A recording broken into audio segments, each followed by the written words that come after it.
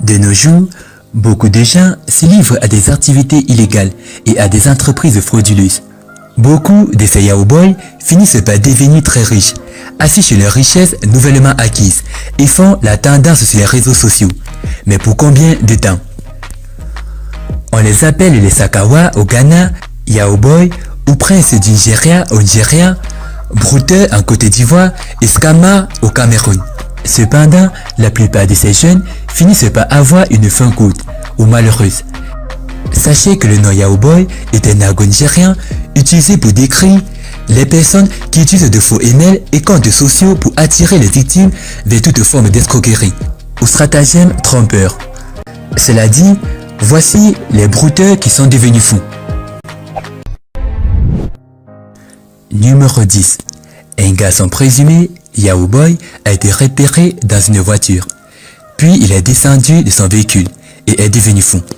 Beaucoup de gens ont deviné que le jeune était devenu fou après avoir refusé d'utiliser sa mère pour des rituels d'argent, alors qu'on l'entendait dire « Je ne suis pas apte à tuer ma maman » dans la rue. Dans la vidéo, le jeune homme était dans la rue en train de pleurer et de crier qu'il ne pouvait pas tuer sa mère, pendant que les gens essayaient de le calmer, en lui versant de l'eau sur la tête. Vous vous demandez peut-être si son joujouman le chasse ou non? Eh bien, nous nous posons également la même question, mais nous ne pouvons pas tirer de conclusion maintenant. Numéro 9. Ce garçon présumé scammer a été vu dans une vidéo circulant en ligne, où un beau jeune homme obstrue la circulation après être descendu de sa voiture. Le jeune homme dans la vidéo a garé sa voiture à l'intersection, est descendu et a commencé à parler à un être que personne d'autre ne pouvait voir. Il a commencé à dire « S'il vous plaît, reprenez votre voiture et votre argent. Je n'en ai plus besoin. J'ai besoin de tranquillité d'esprit », a crié le jeune homme avant de retirer ses vêtements et bijoux, qu'il a jetés par terre, le laissant avec seulement ses sous-vêtements, qu'il aurait manifestement enlevé sans l'intervention opportune de quelques hommes valides qui l'ont terrassé. Il a été suivi par une femme qui courait comme une folle, essayant de comprendre comment elle pourrait l'aider à revenir à la normale. Elle a pris de l'eau et a essayé de la verser sur lui pour le refroidir, mais cela n'a pas fonctionné. Ils l'ont ensuite jeté dans le coffre de sa voiture et l'ont amené chercher de l'aide. Numéro 8. Là alors, c'est vraiment chaud, car ce brouteur a détruit sa voiture chère après avoir échoué à renouveler joujou en raison du verrouillage. On vous explique. Ce brouteur a été vu dans une vidéo virale. Il est soudainement sorti de sa voiture chère et a commencé à se comporter de manière folle, alors qu'il ramassait une tige dans le but de détruire sa voiture chère. Selon certaines informations, le fraudeur présumé sur internet a obtenu plus que ce qu'il avait négocié après avoir montré des signes de folie dans une rue animée de Lagos le 30 mai. Les spectateurs l'ont aperçu alors qu'il était abasourdi et surpris lorsque le jeune homme est sorti de sa voiture et a commencé à crier à tue-tête, ce qui a par la suite attiré l'attention des passants et des piétons. Les observateurs ont affirmé qu'il était victime de circonstances après s'être impliqué dans les rituels et n'avoir pas pu se rattraper pour les rituels. Certaines sources ont également relevé que le brouteur devait effectuer certains rituels avant le 30 mai, mais n'a pas réussi, d'où la folie qu'il a attrapée. Selon la même source, ses amis ont également relevé qu'il était également censé effectuer le même rituel, mais ne pouvait pas, parce qu'il devait voyager de Lagos à l'état d'Edo, exprimant leur inquiétude quant au même sort, que le même sort qui leur était arrivé. L'un d'eux aurait déclaré « Nous avons supplié le Baba Loa de reporter au moins ce rituel à un autre mois, mais il a refusé. Nous devons apporter cette pantalon fraîchement utilisé des filles qui n'ont jamais été utilisées pour des rituels auparavant. Et devons accompagner certains des articles fétiches que nous a donné l'homme Joujou. » Numéro 7. Un brouteur utilise son père pour un rituel et devient fou à l'enterrement. Un fraudeur présumé sur internet, alias Yahoo Plus Boy, serait devenu fou lors des funérailles de son père à Benin City, après avoir utilisé son père pour un rituel d'argent. L'utilisateur de Facebook, Okan, a rapporté que le triste événement s'est produit à Biopark ou Ofbi, jonction avec la ville de Bénin. Okan, qui a partagé la vidéo, a ajouté que le garçon de Yahoo Plus avait acheté une voiture à son père et que son père était décédé 2 semaines plus tard. Le garçon de Yahoo Plus a avoué avoir tué d'autres personnes pour un rituel d'argent. Numéro 6. Mukuru Rex. Mukuru Rex devient soudainement atteint et prend lui-même sa vie quelques jours avant de mettre fin à ses jours. Le jeune homme avait soudainement commencé à se comporter étrangement. Les officiers ont été appelés sur les lieux après l'échec de la tentative de blocage du défunt. Mais il était trop tard.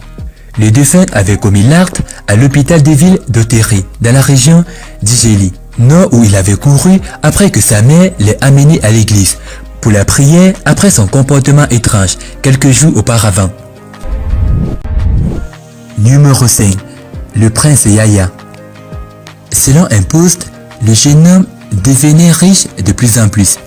Il était aidé par des chams, qui plus tard se sont retournés contre lui. Dans une vidéo qui a été diffusée sur les réseaux sociaux, on peut apercevoir le garçon qui semblait être atteint pour des raisons inconnues. Si l'on en croit les commentaires, le jeune homme serait un fraudeur sur internet, c'est-à-dire un brouteur. Selon le post, ce n'est pas la première d'une série de cas similaires. Car dans la même semaine, une vidéo montrant deux garçons Sakawa aboyant comme des chiens a fait surface en ligne. Numéro 4. Derrick Collins. Derrick Collins passe les semaines folles après le mystère qui a pris d'assaut la vie de son père. Selon certaines informations, le père serait parti sans dire au revoir, quelques semaines après que le jeune homme l'ait surpris avec une lucieuse dip. Et il savait que le jeune homme n'était pas conscient qu'après avoir passé par des moyens insolites, c'est la vie de son père qui serait réclamée. Et son père spirituel lui avait dit que son action était sans risque. Par la suite, son père est parti. Le jeune homme est devenu fou quand il a pris d'assaut l'enterrement de son père pour lui rendre son dernier souffle. Certains disent qu'il s'écria « Papa » et a avoué. Numéro 3. Stan Bideke. Stan Bideke est un jeune brouteur qui fut frappé par sa propre œuvre. Imputant au fait en guise de pratique insolite, s'est enrôlé au cou de son maître, qu'il a fini par porter atteinte à sa vie. Selon les témoins oculaires, le défunt était parti dans un groupe de jeunes brouteurs et il n'aurait pas suivi les instructions de son maître avant de s'approcher de l'animal. L'incident est survenu au moment où le jeune homme se rendait à moto à la cérémonie de baptême du bébé d'un ami et avec le serpent enroulé autour du cou. En cours de route, les tentatives de ceux qui étaient venus à son secours ont été vaines, car l'animal, jusqu'à ce qu'il rende son dernier souffle, selon les habitants, les jeunes hommes se servaient du serpent comme un charme pour se faire de l'argent auprès des personnes qui venaient observer son exploit. Numéro 2. Ali Mohamed. Ali Mohamed, le garçon soupçonné d'être un brouteur, serait devenu fou après avoir prétendument défié les ordres de son culte. L'intervention opportune du commandement de la police du district d'Otogor a sauvé les habitants de Bawe 0, retenus par un garçon de 25 ans, qui selon les rumeurs se trouvait dans le commerce Sakawa et vivait dans le domaine de Saint-Anthony. Il serait propriétaire d'un immeuble de 150 000 $ américains et posséderait également 4 voitures. 2 personnes ont été touchées par cet acte, tandis qu'une autre personne a vu sa voiture Mercedes-Benz endommagée à la suite de son geste, avant que la police ne l'ait arrêté.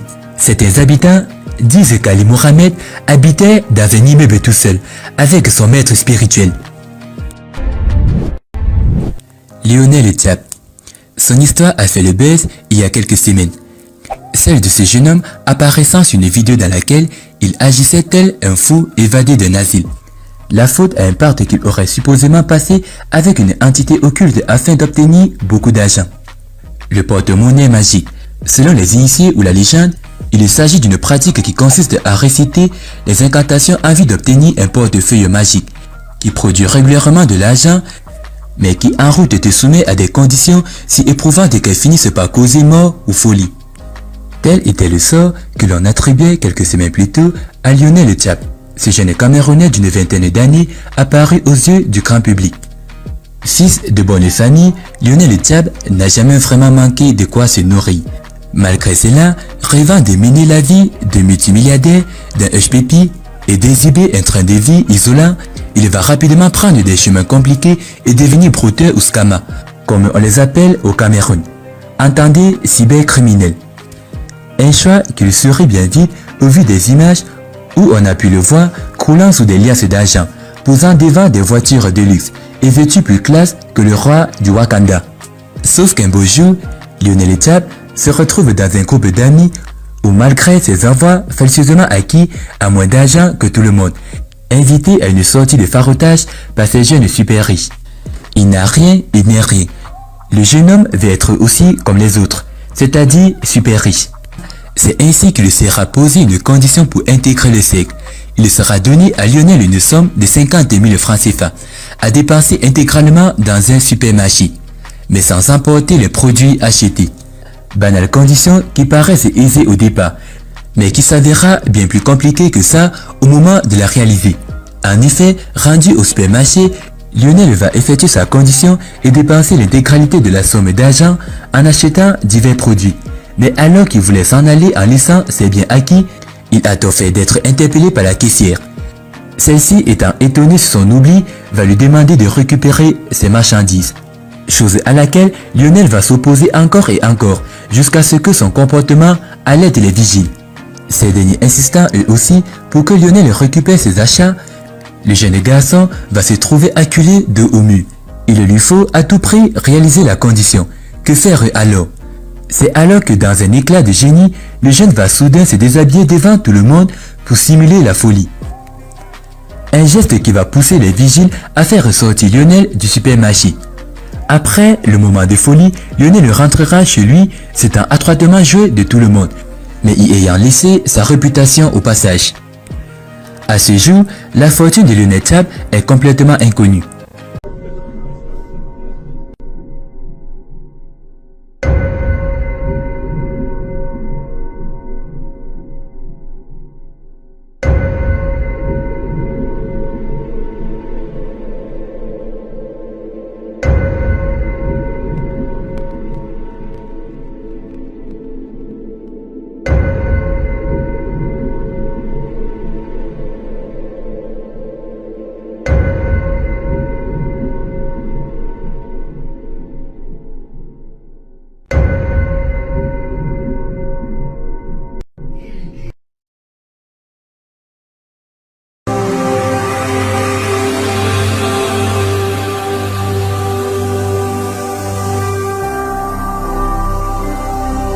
Jésus-Christ TV,